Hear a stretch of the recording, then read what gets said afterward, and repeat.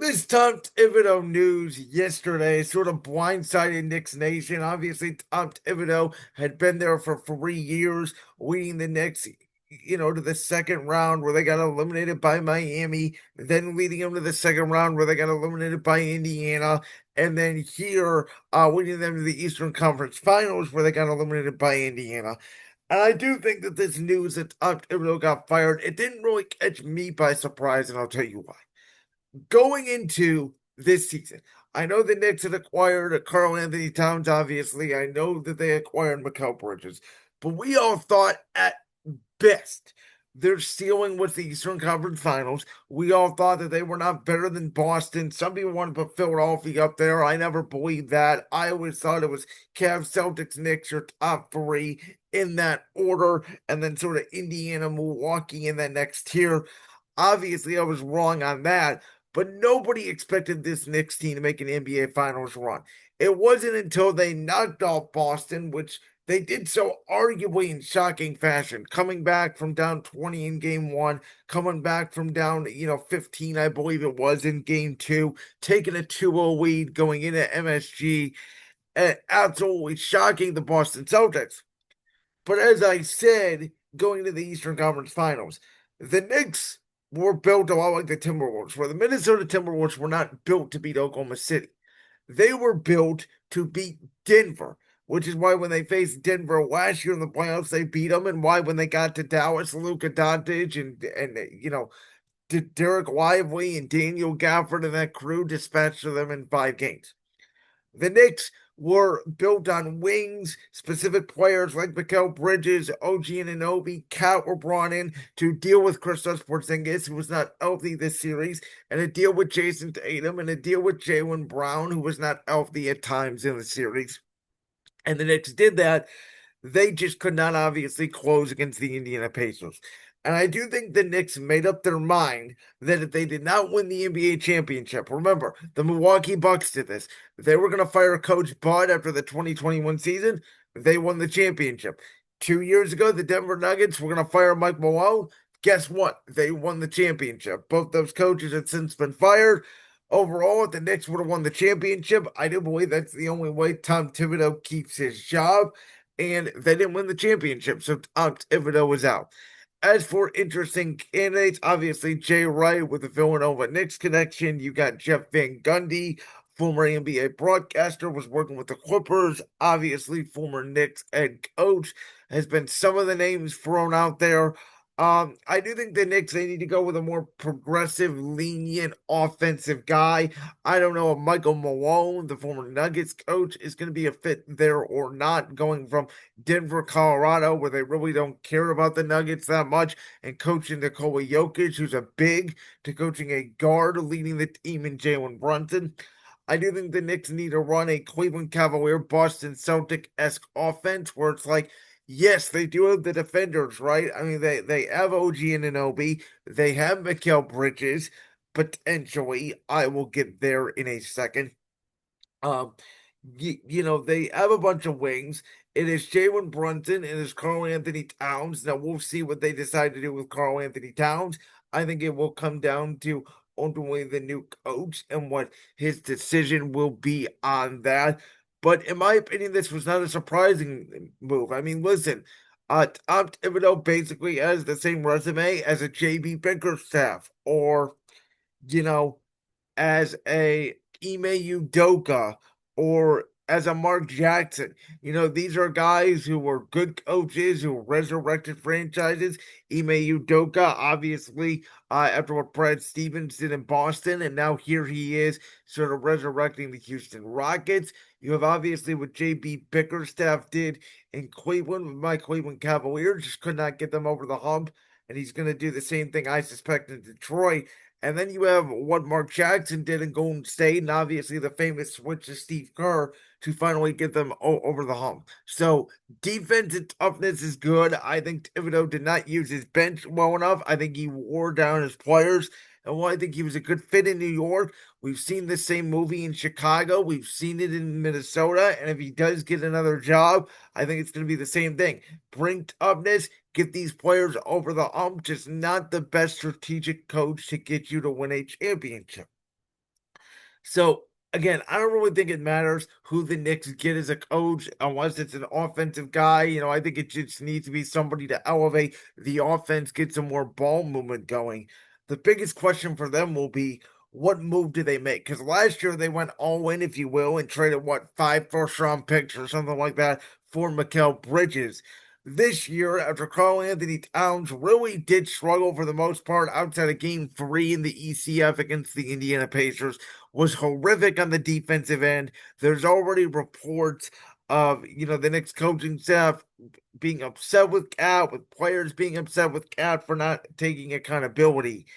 Is that being leaked out for a potential Karl Anthony Towns for Kevin Durant trade that has been rumored now to happen ever since really the Knicks have gotten in this ECF? And the question is, once they got down, okay, what's next for the Knicks this offseason? I think Kevin Durant has not been the problem in Brooklyn. I think that was James Harden basically wanting out of there. It was Kyrie Irving dealing with all the vaccine stuff. I don't think he's been the problem in Phoenix. I think the problem in Phoenix is they got rid of their floor general and Chris Paul for Bradley Beal. Bradley Beal and Devin Booker's games are too similar, in my opinion, to fit together. And the fact that Phoenix traded Kevin Durant to be their number one, where at this point, and we know Kevin Durant has never been the vocal leader being number one, but at this point in his career, he's going to be 37 years old in September. Me and him do share the same birthday, by the way. Um, in my opinion, Durant is no longer number one. He's no longer a superstar in this league. He's very talented. He's great. He'd be a terrific number two, and I still think he can be a decent defender, but he needs to go to a Golden State-esque situation where he's not the leader. He's not the guy. He can just come in and give you, 25 to 30 points a game and hoop. And I think that that would be a good fit for him in New York because no matter what, if he goes there, this will still be Jalen Brunson's team.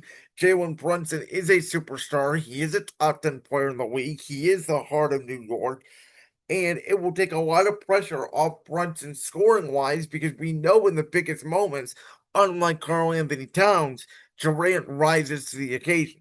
Now, if I'm the Knicks, I would love to keep Cat, make it my free, and trade away a Mikal Bridges and an OG and an Obi, or a Josh Hart, Cat and one of those players to Phoenix and go get Durant that way. Because I think if you have a big three of Brunson, Durant, with Cat being your three there to rebound, you would still have Mitchell Robinson as your rim protector. You still have, again, OG Anunoby or Josh Hart there coming off to make shots. Potentially, you bring back Landry Shamet off the bench. And so that I like for the Knicks because I think you would keep some depth. I think if you do a KD for Cat trade straight up, that will be a lot of anus on Mitchell Robinson essentially to be that rim protector. You would have to bring it up back up big because Durant isn't much as a rim protector as Cat. And also Durant does have injury history and he only did play 62 games this past season. So if Durant goes down, Cat has injury history as well, but not as bad as Durant. If Durant goes down, then you're back to the Knicks of 2 years ago and the Knicks do have this window of opportunity here, right? With Jason Tatum being out all next year for the Boston Celtics. Nobody trusts the Cleveland Cavaliers' physical toughness. Nobody believes the Indiana Pacers are this juggernaut. And we'll see, obviously, what happens down there in Milwaukee with Giannis Antetokounmpo and crew. But all those teams I just mentioned obviously have questions. The Knicks have questions too, but you can make a case that outside of the Indiana Pacers, the Knicks have the least amount of questions. The only questions that they have to answer is our coach going to be enough to get Cat to play a little bit of defense? And do we need to make a dramatic move or can we trust Cat? We've seen teams like the Nuggets and even the Bucks, in 2021, the Nuggets in 2023 both stayed put when everybody was saying, "Oh my God, they have to make a move." They both stayed put and they won the NBA championship. The East is going to be down next year. I don't think it would be a bad move either way for the Knicks to keep Cat. Obviously, I think if you can get Kevin Durant, I do think as a straight up basketball player, Kevin Durant is better than Karl Anthony Towns, even at this age of 37 years old. I do. I know some people would disagree on that, but I think Durant's skill level is better than Cat because again, I don't trust Cat in the biggest moments. But if I'm the Knicks, I want Brunson, Cat, Durant as a big three. I know we're not in the era of big three, and I know the era of super teams is over, and the NBA wants new champions, and they want, one superstar and then one star and then a bunch of role players. But in this scenario, I think Phoenix, who was trying to rebuild, like, yes, they have Devin Booker. They're not going anywhere. They should move off Bradley Beal, and you could make an argument they should move off Devin Booker and essentially tear the whole thing down. But I don't think new ownership in Phoenix wants to do that.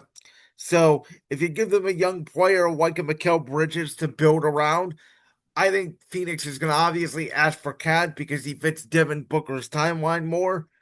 I would do it, but again, I would fight hard to keep Cat and give up Mikal Bridges and a Josh Hart, OG Anunoby, as long as I keep Mitchell Robinson, because that's going to be important in any trade, whether it's a KD or a Cat trade. You need to keep Mitchell Robinson because he's going to be the primary rebounder. We'll see what happens. I mean, this is going to be a very exciting NBA offseason. It does sound like that the Suns want to move off Durant before Giannis Antetokounmpo and the Milwaukee Bucks make their decision to run it back or not. So we may see news about Kevin Durant as soon as the NBA Finals. And I do expect him on the move. I said I think he's going to go to an Eastern Conference team, and I think the Knicks make the most sense. Like that clip from the Brands World podcast? If so, make sure you go down there and hit that subscribe button. While you're down there hitting the subscribe button, make sure to also hit the notification bell so you never miss another upload. And make sure you check out all the other clips from the Brands World podcast right here on YouTube.